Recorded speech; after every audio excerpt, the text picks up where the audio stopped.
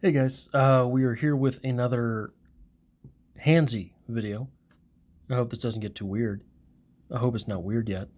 Is it weird? Is it getting weird? It's weird. It's weird. It's weird. So, this is sort of in my goal setting repertoire here on the channel. Basically, what I've decided to do is have sort of a mission for every month of the year this year. The first month, obviously being September, was 60 videos in 30 days, 30 or a video on each of my channels every day of the month. Um, so what I'm doing for this month is I've already shared sort of my October goals. And what's going to help me get there is keeping an October daily battery. And if you saw my videos from last year when I did my goal setting stuff, basically what it means is a checklist of things that I'm going to do every day. Now, they don't have to be aggressive. It just has to get you on the field every day in each of the categories where you're hoping to make serious strides.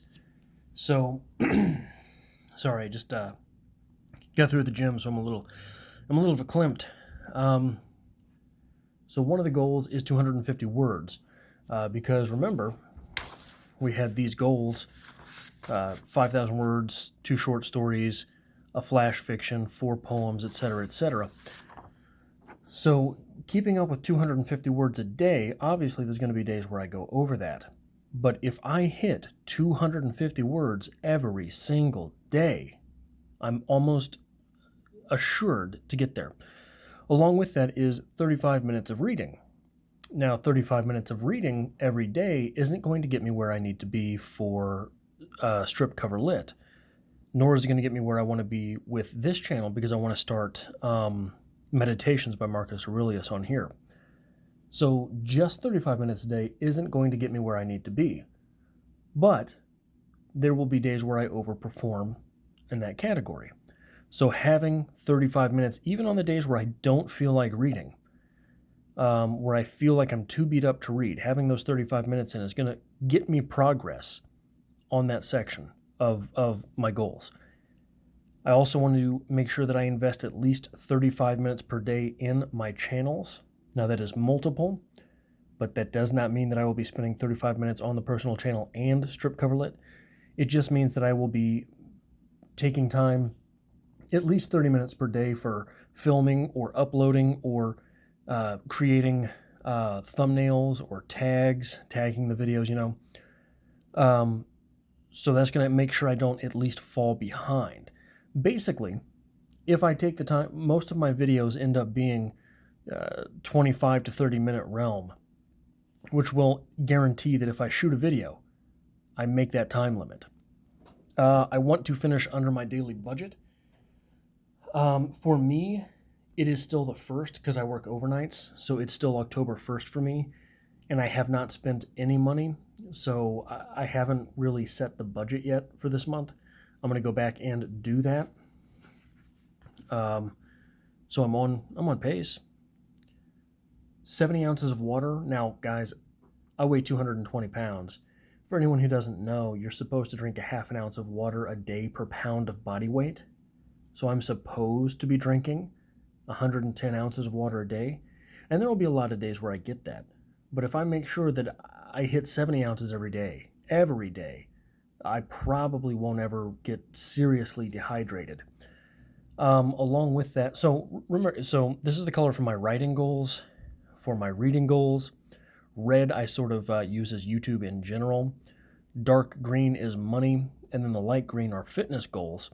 So this is touching on most of my areas of goals in any given month. So I want to also do 100 push-ups and 100 sit-ups every day, which that's not hard. Where that gets hard, I made it weird again. Where that gets difficult is when I'm going to the gym and I'm doing chest day, still having to get those 100 push-ups. That sort of wears on me a little bit. But doing those two together, that's not going to kill me. And if I do it every day, make sure I get the heart rate up a little bit. It's not going to make me sweat, but it'll get the heart rate up a little bit. It'll get a little bit of stress on my muscles, things like that.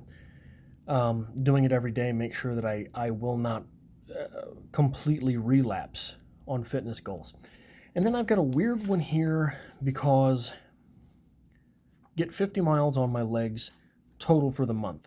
Now, the reason I don't feel comfortable putting that on my monthly list is because it is not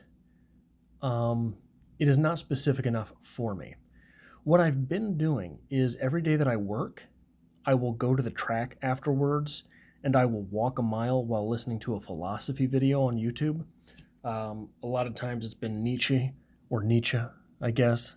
I've been saying it wrong for 35 years, but I don't care because it's Nietzsche and I live in Missouri. I don't listen to videos about Nietzsche while living in Missouri, okay? These are things that are important to me. But I've been getting miles in on the track. Now, where that gets difficult is it's easy for me to stop at the track on the way home from work and walk a mile, listen to some philosophy stuff. If it's raining, I'm not going to go to the gym and walk a mile in my work clothes.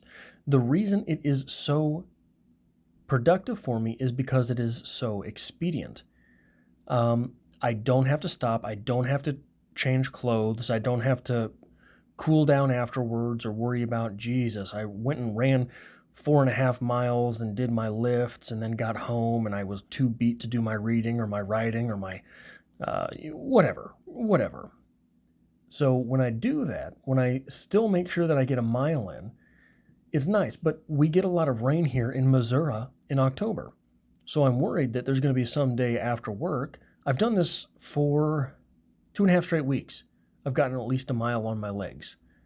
So moving forward, I want to make sure that I get 50 miles during the month, which will include my running. So having my running factored into that as well, that's stuff that I get at the track or at the gym on a treadmill.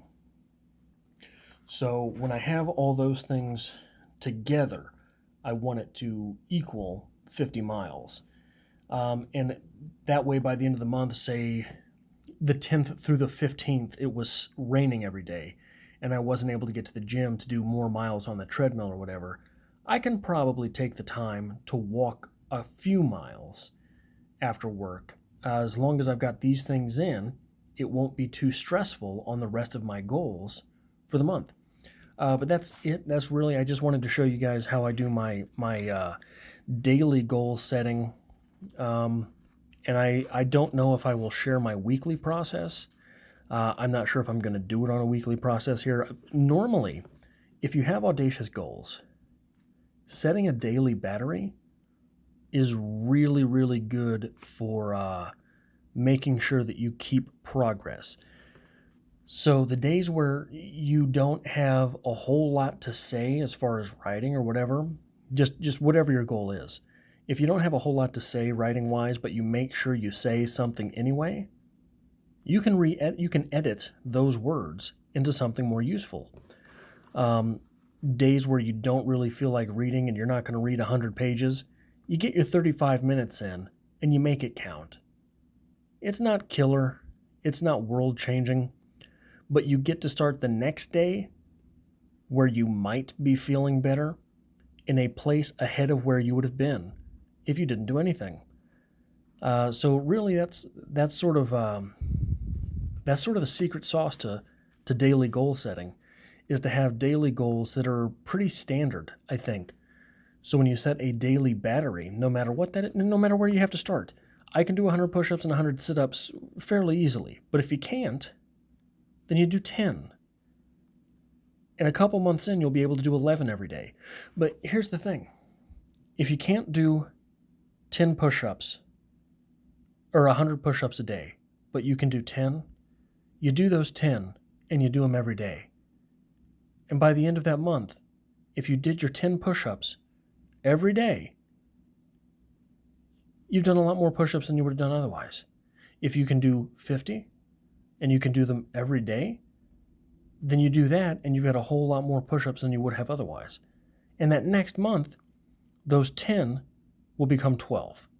That 50 will become 60. And you will take steps backwards. It's just the way life works.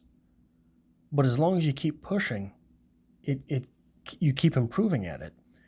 And like one of the things that I'm having a little bit of trouble with in life right now, and I can open up about this, is figuring it's just not worth it, right? Figuring so many things just aren't worth the trouble, aren't worth the investment. And once you stop making the investment, that thing not being worth it becomes so much easier to figure the next time. So if you figure it's not worth doing 100 push-ups, but you do them anyway, by the time you get back to remembering, yeah, no, those push-ups are worth doing, you can still do them. And that's one of the things I'm really trying to work on right now. So that's it. Just came to shout the importance of a daily battery.